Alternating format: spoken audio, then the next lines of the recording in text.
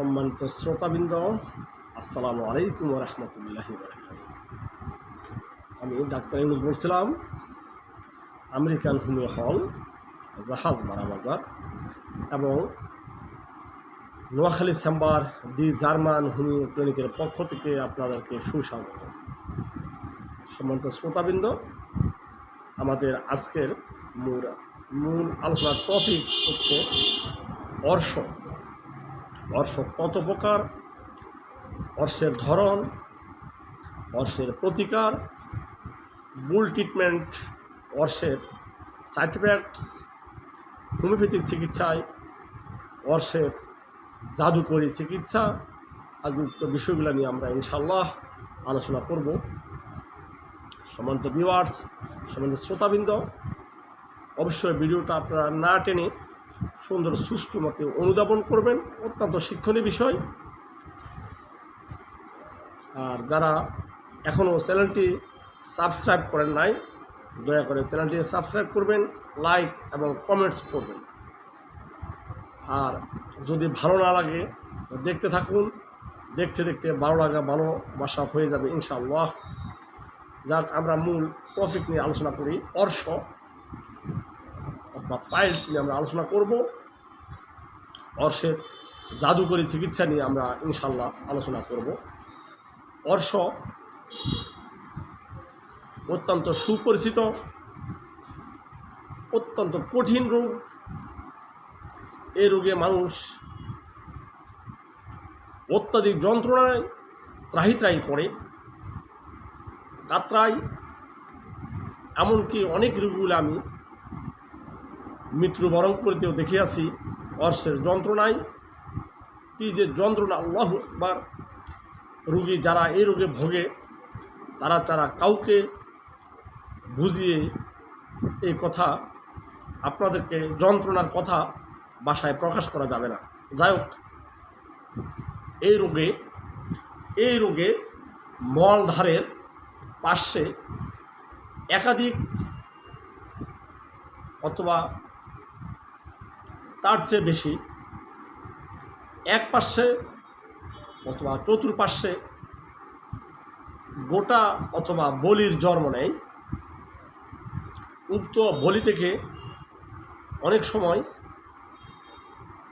কাহারও বেশি, কাহারও কম, কারো একেবারে যায় না, কারো অত্যাধিক ব্লাড যায়, কারো অত্যাধিক যন্ত্রণা, একবারে ত্রাহি অবস্থা, কারো প্রচুর জ্বালা, প্রচণ্ড জ্বালা, কারো সুসের মতো ঘাতে, কারো বিন্দে, কারো জলে, কারো প্রচুর চুলকায়, কারো কাঁচের মতো মনে হয় যেন কাঁচ গাঁথতেছে, কারো তীরের সুসের মতো ব্যথা উপর দিকে দৌড় দেয়।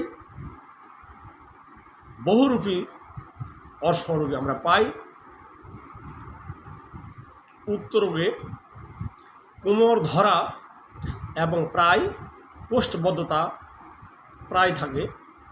অর্শ রোগীর দুটা জিনিস আমরা প্রায় চিকিৎসা ক্ষেত্রে আমি অনুধাবন করি এবং অত্যন্ত যত্ন সহকারে উক্ত বিষয়টি আমি রোগী থেকে নিতে চেষ্টা করি।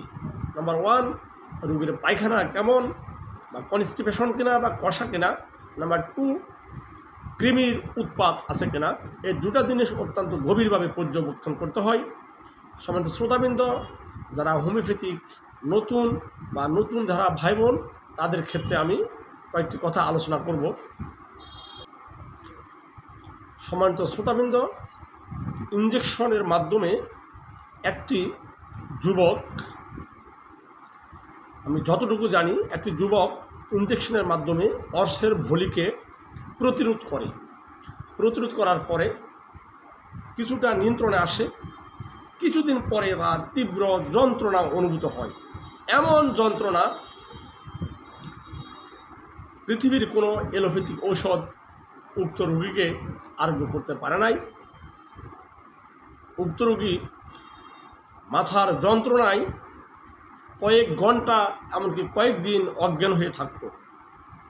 অবশেষে উক্ত রোগী উন্নত হসপিটালে গিয়া চিকিৎসায় মৃত্যুবরণ করে আমাদের কাছে পূর্ণ কেস হিস্ট্রি আছে আমার কাছে। আরেকটা রোগীর কথা বলি। একটি যুবতী অর্শরোগটা কাটাবার পরে কিছুদিন পরে তার বুকে এক জাতীয় অস্বস্তি দেখা দেয়। অস্বস্তি দেখা দেবার পরে ডাক্তার টেস্টে তাকে যক্ষা বা টিবি ধরা পড়ে। উক্ত রোগীও ধুকে ধুকে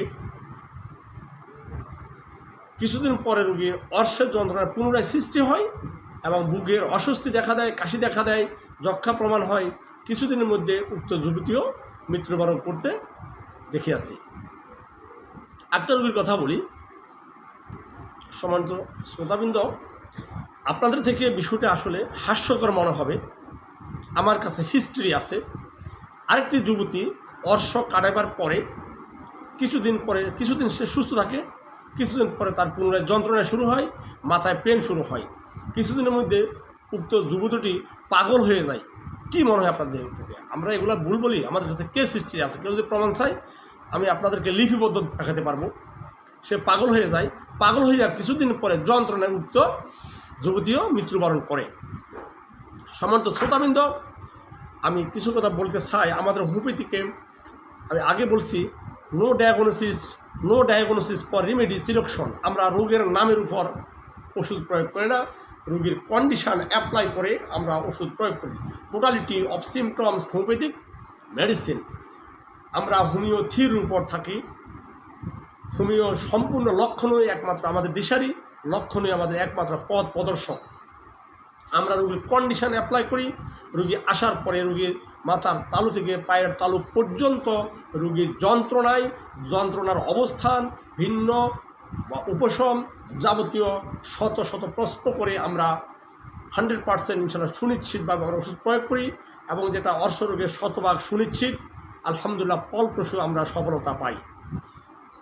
সম্মানিত শ্রোতাবৃন্দ, একটি বিষয় খেয়াল রাখবেন, কোনো অক্ষম অঙ্গকেই ঔষধের মাধ্যমে সক্ষম করাটাই একমাত্র হোমিওপ্যাথির মূল লক্ষ্যবস্তু এবং এটাই হচ্ছে হোমিওপ্যাথি।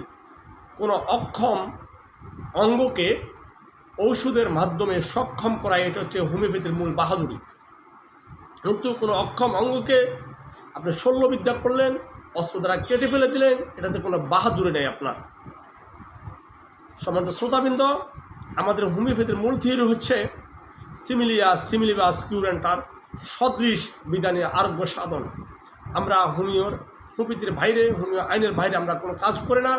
আমরা সম্পূর্ণ হোমিওপ্যাথির উপর ভিত্তি করে সিমটমসের উপর শতভাগ সুনিশ্চিত সমলক্ষণ জাতীয় শক্তিশালী ওষুধ প্রয়োগে অর্শ অথবা পাইলস সমূলে আরোগ্য হয় ইনশাল্লাহ। আমাদের কাছে শত শত হিস্ট্রি আছে, যারা যন্ত্রণায়, এমনকি অসংখ্য রোগী আমার এখনও স্মরণ আছে। আমার অসংখ্য রোগী, তাদের ব্লাড এমন পরিমাণ বাইর হতো, তারা বাথরুমে গেলে নিচের দিকে তাকাতো না রোগীর মুখের কথায়, কারণ রোগীর ব্লাড দেখলে ওরা অজ্ঞানের মতো হয়ে যেত। আল্লাহ তাআলাই যেত শত শত রোগীকে সুস্থ করছে, আরোগ্য করছে বিনা অপারেশনে। সম্মানিত শ্রোতাবৃন্দ, আমরা অর্শের মতো একটি জটিল কঠিন দুরারোগ্য ব্যাধিতে সাময়িক উপশমকারী লঘু জাতীয় ওয়ান টাইম মেডিসিন সেবন না করে কোনো দক্ষ হোমিওপ্যাথ চিকিৎসকের কাছে গিয়া অত্যন্ত শক্তিশালী সমলক্ষণ জাতীয় শক্তিশালী মেডিসিন প্রয়োগে আপনার অর্শ অথবা পাইলস অথবা বগন্দর অথবা পিচ্চুলা জাতীয় পায়ুপথের যাবতীয় সমস্যাগুলা শতভাগ সুনিশ্চিত আরোগ্যের আশা করা যায় ইনশাল্লাহ। শুধু দরকার আপনাদের আস্থা, বিশ্বাস এবং ধৈর্য। সম্মানিত শ্রোতাবৃন্দ, আমরা ভিডিওর বড়টা না বাড়াইয়া আমি কয়েকটি উপদেশ দিব। যারা অর্শের অথবা পায়ুপথের যন্ত্রণায় ভুগতেছেন, আপনার পায়খানা কষা প্রতিরোধ করতে সবসময় চেষ্টা করবেন এবং কি সকালবেলা প্রাতকালে ঘুম থেকে উঠে আপনি 4 গ্লাস পানি সেবন করবেন, সন্ধ্যাবেলা একই নিয়মে আপনি 4 গ্লাস পানি সেবন করবেন। বাকি সময় আপনি পর্যাপ্ত পরিমাণে পানি সেবন করবেন, প্রচুর পরিমাণে সবজি আপনি খাবেন। নাম্বার 2, আপনি কৃমির উৎপাত থেকে বাঁচার জন্য সবসময় সচেতন থাকবেন এবং কৃমির প্রতিরোধক ওষুধগুলো আপনি সেবন করবেন। এই ক্ষেত্রে একমাত্র হোমিওপ্যাথি আমি মনে করি আপনার অশ্বরোগের আপনি মেডিসিন সেবন করলে আপনার চিরদিনের জন্য পায়খানা কষা অথবা কনস্টিপেশন অথবা কৃমির উৎপাত আপনার চিরতরে ইনশাল্লাহ বন্ধ হবে। অথবা যদি চিরতরে বন্ধ না হয় আপনি বছরখানেক অথবা কয়েক মাস পর পর আপনি কোনো দক্ষ হোমিওপ্যাথি চিকিৎসার মাধ্যমে আপনি কৃমির ওষুধ সেবন করতে পারেন। এই ক্ষেত্রে কৃমির অসংখ্য প্রকারভেদ আছে। বায়ুপথের রেকটামের ভিতরে যে কৃমিগুলো আপনার ক্ষত সৃষ্টি করে ওই ক্ষতগুলো একসাথে শুকাবে, কৃমির উৎপাত বন্ধ হবে। এই ক্ষেত্রে আপনার অর্শের আপনি অনেকটা প্রায় 60% আপনি নিজে নিজে সুস্থ থাকার সম্ভাবনা অধিক। বাকিটুকু একজন অভিজ্ঞ হোমিওপ্যাথি ডাক্তার আপনাকে হেল্প করবে, আপনাকে সহযোগিতা করবে স্থায়ীভাবে আরোগ্যের জন্য।